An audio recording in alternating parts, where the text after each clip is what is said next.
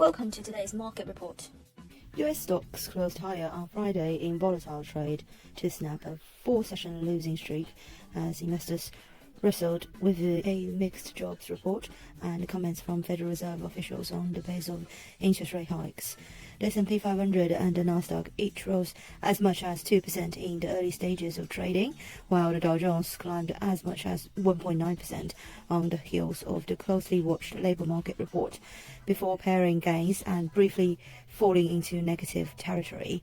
The report showed an uptick in the unemployment rate in October, indicating some signs of slack may finally be starting to emerge in the job market and give the Fed room to downsize its rate hikes beginning in December.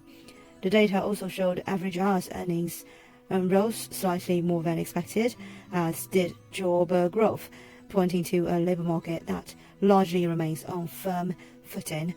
Labour market data has been a primary focus for markets, as the Fed has repeatedly stated it is looking for some cooling before considering a pause in hikes.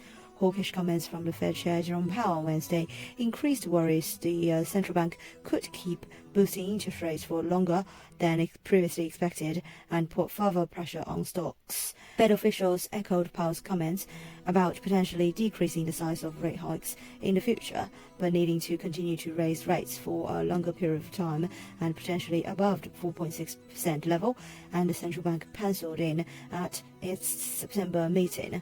Equities got a boost late in the session after Chicago Fed President Evans said it was possible for the Fed to be thinking about pausing, even if it is a year from now. The pound has continued appreciating, buoyed by the dollar weakness to reach 113.80, while the euro recovers to 0.99.